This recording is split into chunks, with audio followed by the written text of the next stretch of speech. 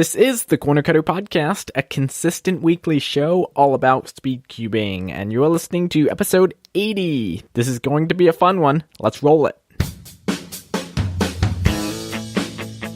Hi, this is Daniel Goodman. Dylan Wang from JPerm. Ian Scheffler. Pyraminx from India. This is Alex from Z3 Cubing. What's up, guys? This is Jaden McNeil from Australia, and you're listening to the Corner Cutter Podcast. That's right. Welcome to the Corner Cutter Podcast. Podcasting since 2014 and cubing since 2015. I'm your host, Josh, and this is the most consistent speed cubing podcast dedicated to entertain and educate you with in-depth conversations with cubers from all across the sport. My website is thecornercutterpodcast.com, and thank you so much for hitting the play button today and listening to this episode. I really appreciate it. If you have any feedback on anything mentioned in today's show or past episodes as well, please email me. My email address is josh@thecornercutterpodcast.com, and I would love your questions as well. So, today we don't have a guest, and it's one of those solo episodes where it's just me, but I'm bringing to you cubing news, which includes records, releases, and ratings. Got some personal and podcast updates, your feedback. I always enjoy reading that, and I'm including some YouTube comments as well. We've got question of the month and Alg of the week to wrap it up. So, why don't we jump right into cubing news?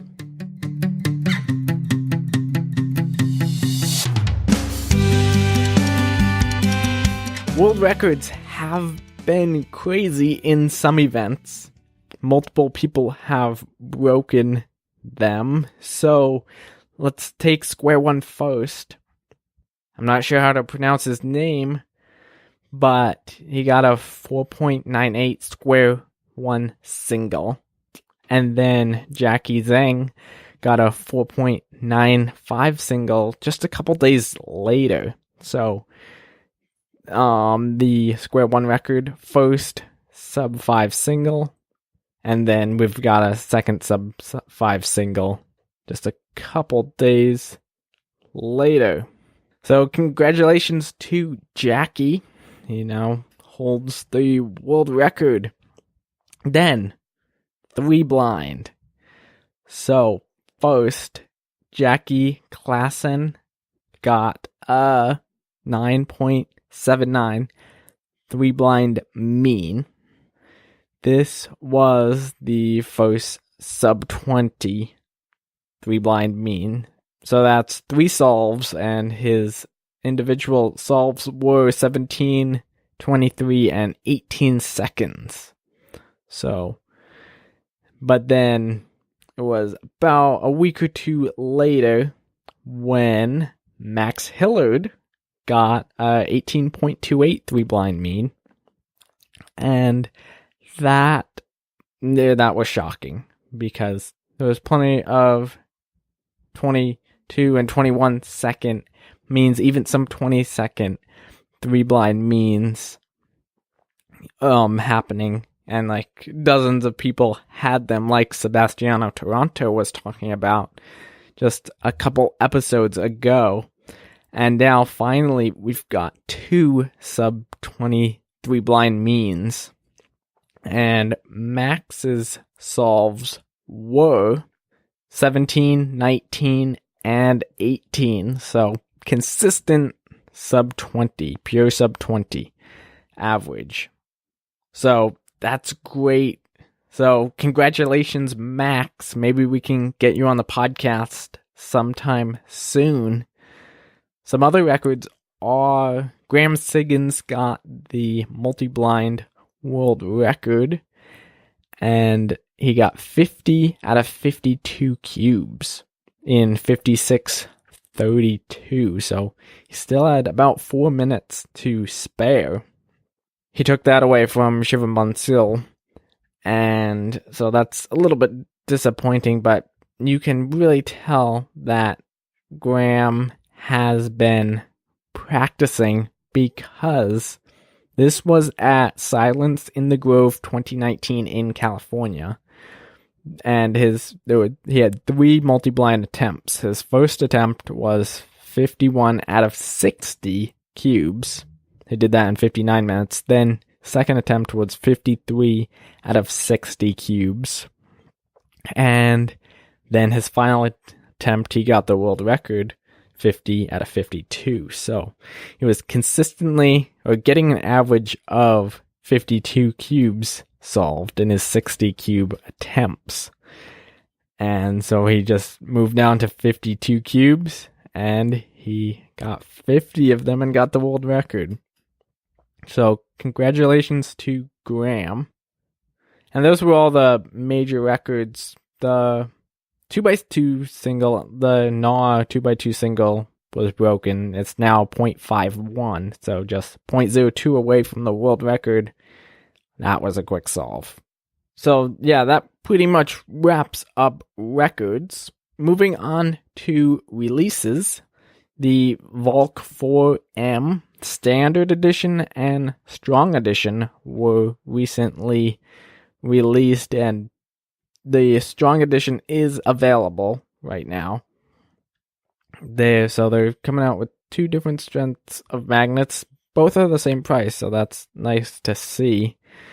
It's going to be interesting to see which one gets more popular. YJ released a Yulong Pyraminx V2M, so all these companies are switching to magnetic, and I guess it's really not that much more expensive to make, because instead of ball bearings, you're using magnets and you just change the mold up, so that does make sense. YJ also released 4x4M. Mofeng Xiaoxi released a new Pyraminx. Mofeng Xiaoxi also released an 11x11 and a 5x5 and a 4x4. TheCubicle.com recently released their Mystic line of cubes. So now they have the Angstrom Research, Cubicle Labs, Cubicle Pro Shop, and Mystic. She released a Sail W. Shengxiao released a 6x6 Master Morphinx. That looks interesting. And YJ released a 5x5 as well. So now YJ has a full lineup of budget cubes that are magnetic. So these seem to be really decent cubes at a super cheap price. The 5x5 is about $13. So if you're getting into cubing and you want to invest a little bit into some good cubes, this is what to get, because I recommend, or used to recommend, the Yushin Cloud for a 5x5, a budget 5x5. But now you can get the YJ 5x5, and I'm positive it's better. So yeah, definitely check those out. I don't mention this very often, but I do have affiliate links and discount codes with the 3 major puzzle stores in the US. So if you go to thecornercutterpodcast.com/support, you can check out all the links there. It's the main code is Corner Cutter, and you can get 5% off at all the stores. But some of the stores you have to use the affiliate link as well in order for me to get any commission off your purchase. So you can go to thecornercutterpodcast.com/support to check that out and support the show when you buy cubes. My rating for this week is the Guanlong V2, and they actually now have a V3, so I recommend getting that one.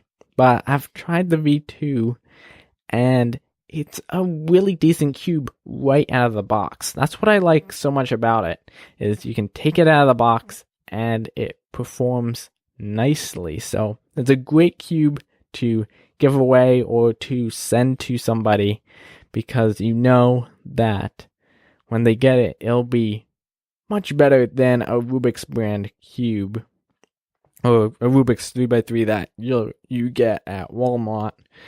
So that's one of the reasons I like it so much. And another thing is it's so cheap that it's a great cube to bring around, have in your backpack, bring it on trips and stuff when you don't want to bring your good mains. So this cube is around $5 if you get it from the US, $2 or $3 if you get it from China, and yeah, the Guanlong V2, or actually the V3 since that one has come out. Now let's move into Alg of the Week.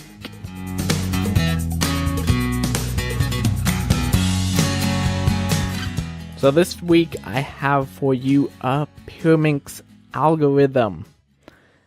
I use L4E, so I get this case a decent amount of time. I'm not sure what the probability is, but it's where you have the V solved and there's 4 edges left to solve. They're all in the correct place, but they need to be flipped.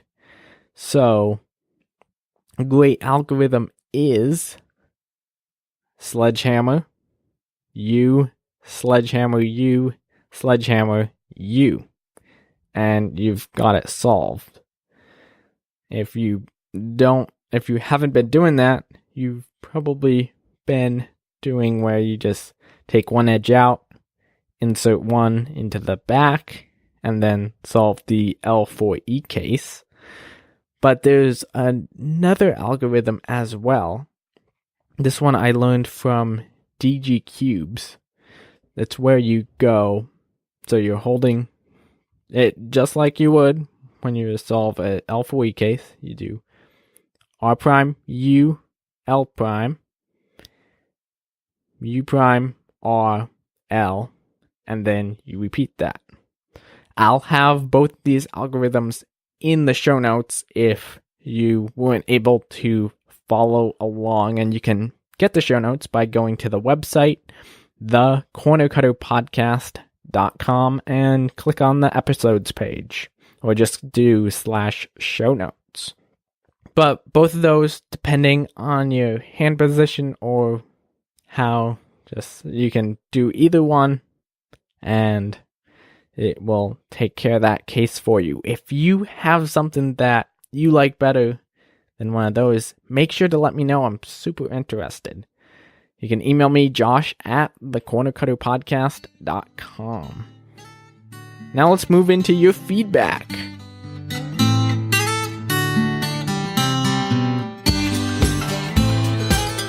Daxton on YouTube said, I think it would be cool if every 10 episodes or so you did a longer episode, like an hour and a half. Keep up the good work. Love the podcasts. That's a cool idea, Daxton. You never know. You might see a longer episode in the future. I think the record right now is an hour 6. Something like that. And that went, or I think it was actually an hour 9, and that was with Ian Scheffler. And then J Perm's episode was an hour 6. So we definitely, if we have the content, and we'll do that. So keep an eye out for that.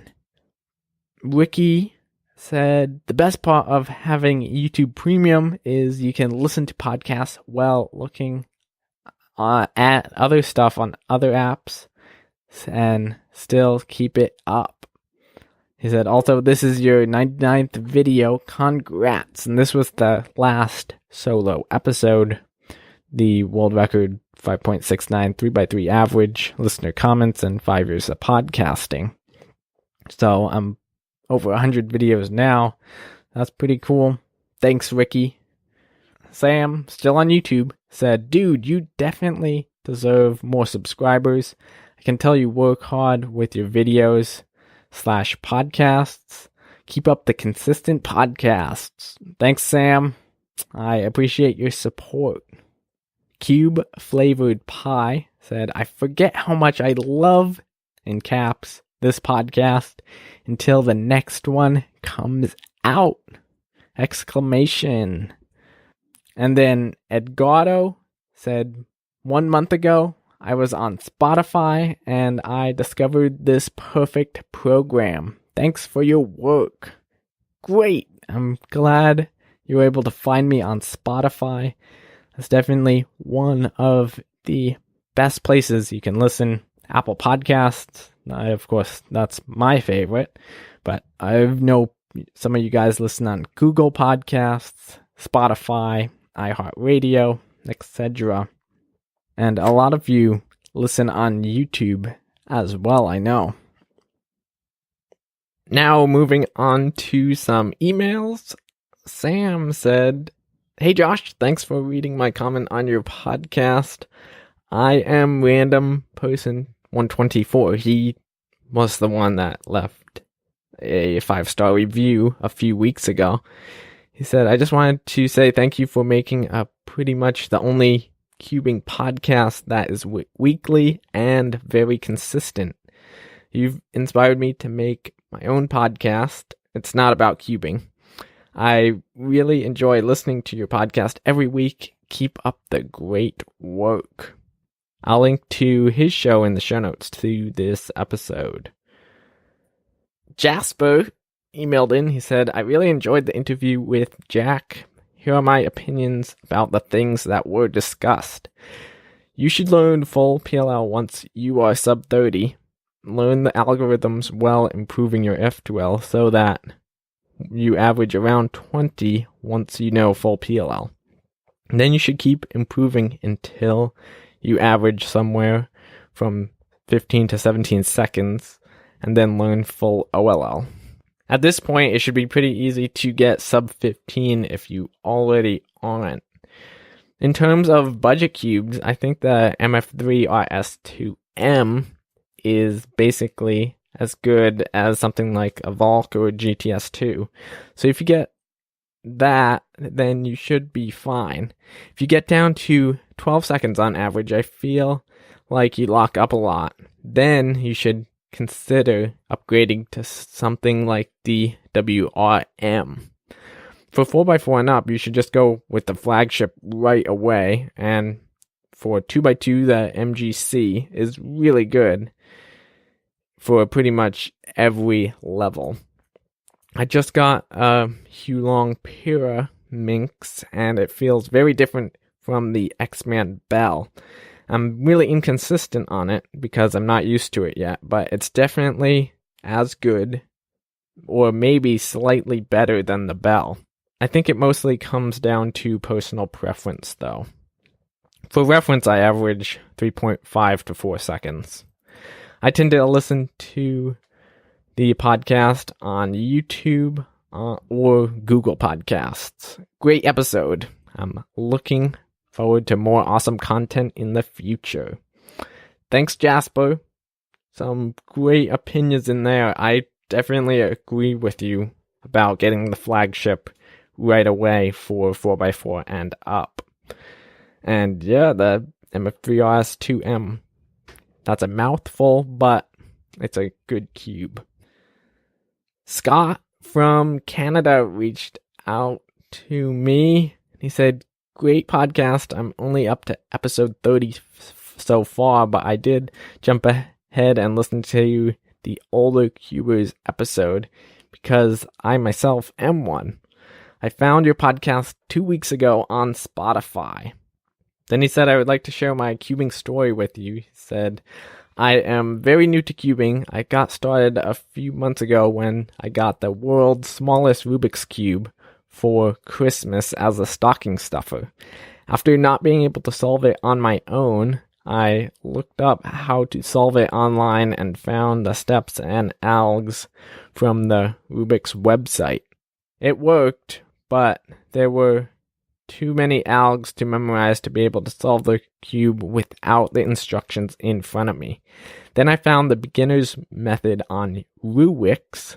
It only had 5 algs, and it worked very well. I now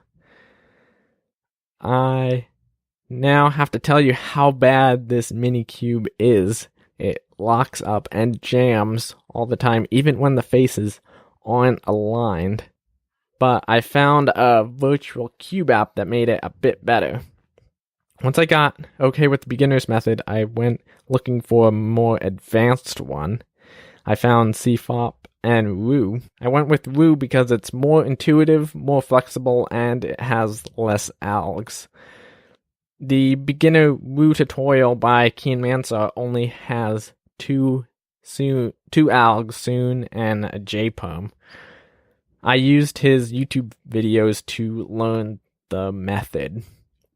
At this point, I was still using my mini cube and the virtual cube.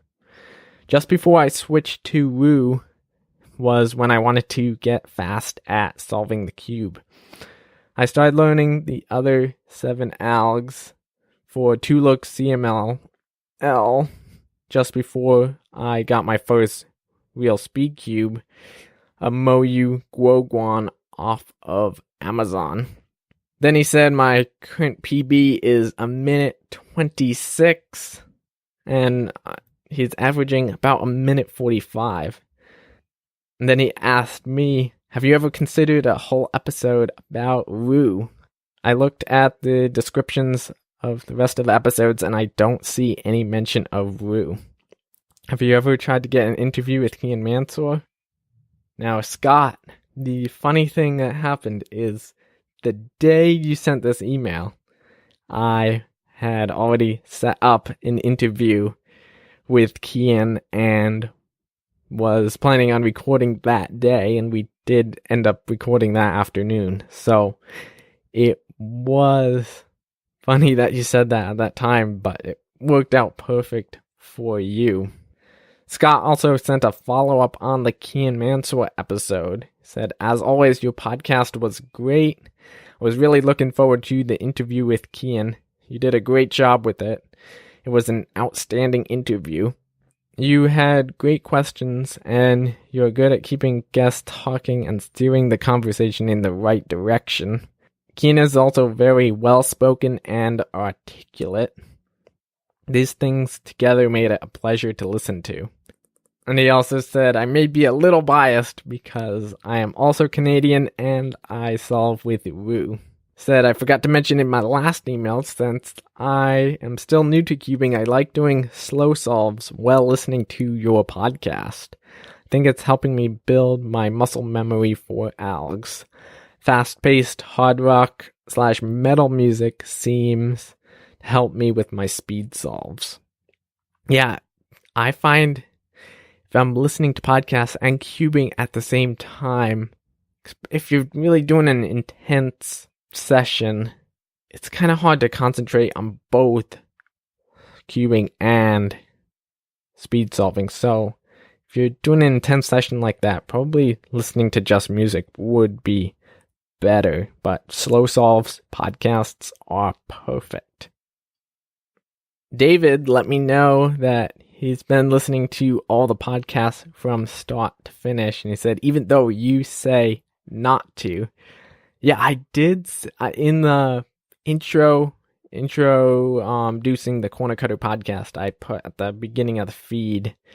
Just wanted to let people know that the earlier episodes are, they're still good, but I just don't want people to find the podcast and go all the way back to the beginning, start from there and say, oh, this is not a good podcast. So listen to a few of the new episodes. If you like them, then go back, and I would love it if you could listen to the whole catalog. So that wraps up feedback. Let's move into some personal and podcast updates. So, personal updates. I wrapped up the spring college classes I was taking about a month ago now, and now it's almost the middle of June, and I'll be graduating high school in just a week or so. And then I'm kind of planning out what I'm going to be doing in the fall. I'll most likely be going to college full time, but I'm still working that out. Other personal updates are I've been running a lot recently, and I have some 5Ks coming up pretty soon, so that's exciting for me. Hope to get some PRs. My current PR is like 27 something, so hoping to break that. Over the winter, though, I wasn't too active. I kind of slacked off running, so I have been picking that up all spring, and I'm ready to go with the 5Ks. Podcast updates. I recently got some new podcast cards. They look great. I think I mentioned this last episode. I'm planning to pass them out at any competitions I go to, and if you want to have a little set you can bring to a competition that you go to, and if you want to share the podcast, email me your mailing address and I'll ship out. Like, I can send 30 in an envelope pretty easily, so just let me know how many you want and I can send them to you, and I would be a big help spreading the word about the podcast.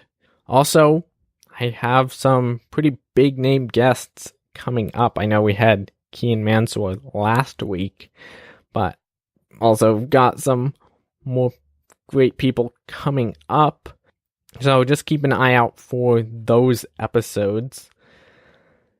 And then also just a few small things. If you want to see somebody on the podcast, you can either let me know, or if you're able to, you could reach out to them and say, hey, you should be on the Corner Cutter podcast. I would love to. I listen to the Corner Cutter podcast, and I would love to hear you on there. Tell them that. Or if you feel brave enough, if you go to a competition where big name people are, you could even get an interview with them and send it along, and I most likely will play it on the podcast. So that would be really cool if you could get an interview. But that's totally up to you, though. Another podcast update is the podcast app Overcast now has the ability for listeners to share clips of their favorite podcasts. So if you're listening in Overcast right now, you can take up to a minute of an episode and share it on your social media or even through email, I think.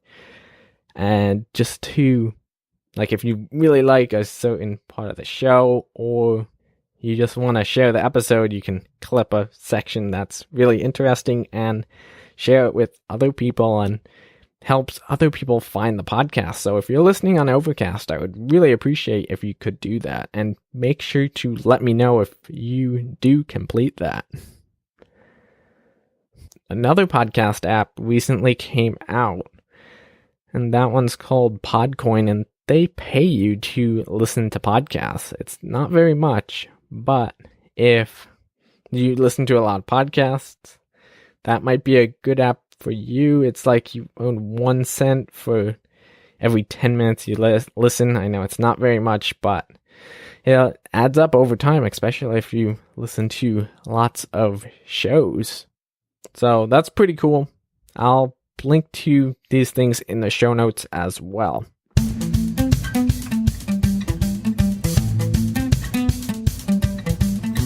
Okay, and now time for question of the month. It's coming back because some of you guys asked for it. So this question is a little different, and I don't think this gets talked about very much. So this is the question for June. I need your answers by June 30th. So let me know. Definitely I encourage you to submit an audio feedback. It's much more enjoyable for everybody to hear your audio answers than me just reading your email. So let me know. And the question is, what is the closest you've ever traveled to a WCA competition? So it couldn't be either minutes or, do minutes or hours. I'm sure lots of people will be doing hours, but WCA competitions, not everybody is close to a competition. So people are used to driving long distances. But I want to know, what is the closest you've ever been to a competition? Was it 10 minutes? Was it 2 hours? I want to know. So let me know. You can go to thecornercutterpodcast.com/feedback and you can record an audio message there on SpeakPipe. But again, I need your answers by June 30th. Well, that was a jam-packed show. I hope you enjoyed it, and I really appreciate you listening to the podcast all the way through. Thank you for all the feedback you've sent in and comments on YouTube. That always encourages me. If you want to send in feedback, my email address is josh@thecornercutterpodcast.com. And that wraps up this episode. So let's take episode 80 back to the scrambling table, and I'll talk to you again next week in episode 81 of the Corner Cutter Podcast.